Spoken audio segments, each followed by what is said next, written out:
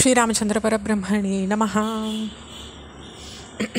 ராவணனை பார்த்து தான் கருத்தை சொல்ல தொடங்குறார் மகோதரன்.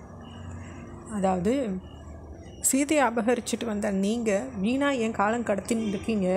அவளை பணியை வச்சே தீர்றதுன்னு நீங்கள் முடிவெடுக்கிற நேரத்தில் அவள் உங்களுக்கு பணிவா. அதுக்கான வழியை நான் யோசித்து வச்சுருக்கேன். அந்த வழியை நான் சொல்கிறேன்னு சொல்ல ஆரம்பிக்கிறார். அப்போ த்விஜிஹ்வன், சம்ராத்தி, கும்பகர்ணன், வித்தரணன் மற்றும் நான் இந்த 5 பேரும் ராமனோட சண்டையிட போகிறோம் அப்படின்னு முரசு கொட்டி அறிவிங்க. நாங்கள் யுத்த காலத்துக்கு போகிறோம். உங்களுடைய விரோதிகளை நாங்கள் உண்மையிலேயே வெண்ணுட்டாக்கா அதோட காரியம் தீர்ந்தது. யுக்தி எதுவுமே தேவையில்லை. மாறா ராவணனை நாங்கள் கொல்ல முடியாமல் எங்கள் உடல் முழுசு காயங்களோடு நாங்கள் திரும்பினோம்னாக்கா அப்போ என் மனசில் தோன்றின திட்டத்தை செயல்படுத்தலாம். ராமனால் கடுமையாக தாக்கப்பட்டு ரத்தம் தோய்ந்த உடல்களோடு நாங்கள் அரண்மனைக்கு வந்து உங்கள் காலடியை பற்றிண்டு வெற்றி ராமனையும் லக்ஷ்மணனையும் நாங்கள் கொண்டுட்டோம்னு சொல்கிறோம். நீங்கள் எங்களுக்கு பல பரிசுகளை அழிங்க. பின்னர் நகரம் முழுசும் முரசு கொட்டி ராமனும் லக்ஷ்மணனும் அவருடைய படையினரும் அழிஞ்சாச்சு அப்படின்னு அறிவிங்க. பணியாட்களுக்கெல்லாம் பரிசுகளை வாரி வழங்குங்க. நீங்களும் மது அருந்தி இன்பத்தில் தலையுங்க. இந்த செய்தி நிச்சயமாக சீதையை போய் அடையும். அந்த நிலையில் அவளை அணுகி அவளுக்கு தங்க நகைகள் பலவித பரிசுகளை அழித்து அவளுடைய ஆசையை தூண்டுங்க. தனக்கு பாதுகாப்பாக இருந்த ராமன் போயாச்சு அப்படின்ற நிலை வந்துடுத்துனாக்கா அவள் உங்கள் வசமாயிடுவாள். இது பெண்மைக்குரிய பலவீனம். இனி தன்னுடைய மகிழ்ச்சி உங்களை பொறுத்து தான் இருக்கும் அப்படின்னுட்டு அவளுக்கு தெரிஞ்சு வந்ததுனாக்கா அப்போது முழுசாக உங்களுடையவாளாக அவள் மாறுவாள்.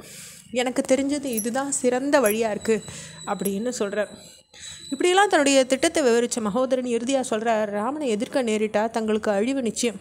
அதனால் எந்தவித சண்டையும் இல்லாமல் பெரும் மகிழ்ச்சி எழுதக்கூடிய இந்த வழியை மேற்கொள்கிறது தான் நல்லது. அரசனையே யுத்தம் இல்லாமல் எதிரிகளை வெண்ணுடுற மன்னன் நீண்டகாலம் புகழோடு வாழ்ந்து தன்னையும் தான் மக்களையும் அழிவிலிருந்து காப்பாற்றிக்கிறான்னு சொல்லி முடிக்கிறார்.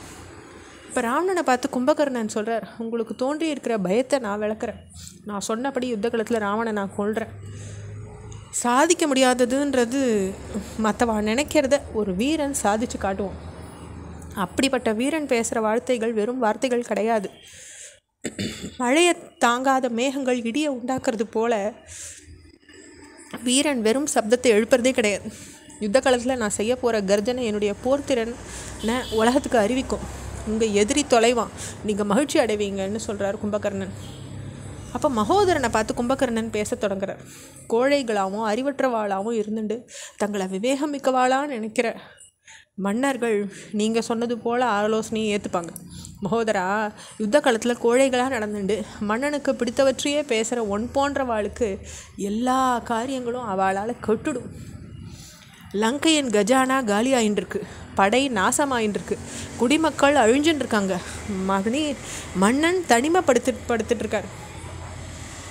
இந்த நிலையில் மன்னனுக்கு நெருக்கமாயிட்ட சிலர் விரோத எண்ணத்தை மனசில் வச்சுண்டு நண்பர்கள் போல் நடிச்சுண்டு அவனை சூழ்ந்துட்டு நிற்கிறாங்க. இந்த நிலை மன்னனுக்கு புரியட்டும் அப்படின்னு சொல்லி கும்பகர்ணன் சொல்கிறார். இதோட முடிவாக அவர் சொல்கிறார், மகோதரா, தவறான ஆலோசகர்களான போன்றவா ஆரம்பித்து வைக்கிற மிகப்பெரிய ஆபத்தை முடிச்சு வைக்க நான் யுத்த களம் போகிறேன்னு சொல்லி அறிவிக்கிறார். அப்போ கும்பகர்ணனை பார்த்து சிரிச்சுண்டே ராவணன் பேசுகிறார். இந்த மகோதரனுக்கு ராமனை நினச்சாலே அச்சமாக இருக்குது, அதில் சந்தேகமே இல்லை. அதனால தான் அவன் யுத்தத்தை தவிர்க்க நினைக்கிறான். ஆரியர் சகோதரனே கும்பகர்ணா, யுத்த சாஸ்திரத்தை நன்னா அறிஞ்சவனே, அன்பு காட்டுறதுல உனக்கு நிகரானவன் யாருமே கிடையாது. எதிரி அழிச்சு வெற்றி கொடிய நாட்டுறதுக்கு புறப்படு. கையில் சூளத்தை ஏந்திண்டு காலனே வந்துட்டது போல் யுத்த களத்தில் போய் நுழைஞ்சுக்கோ. சூரியனை நிகர்த்த அந்த 2 அரசகுமாரர்களையும் அவளுடைய படையினரையும் விழுங்கிடு. உருவத்தை பார்த்தோடையே வானரர்கள் பறந்தோட போகிறாங்க. ராம லக்ஷ்மணாளுடைய ஹிருதயங்கள் பிளக்க போகிறது. வெற்றி உன்னுடையது தான் அப்படின்னு ராவணன் சொல்கிறார்.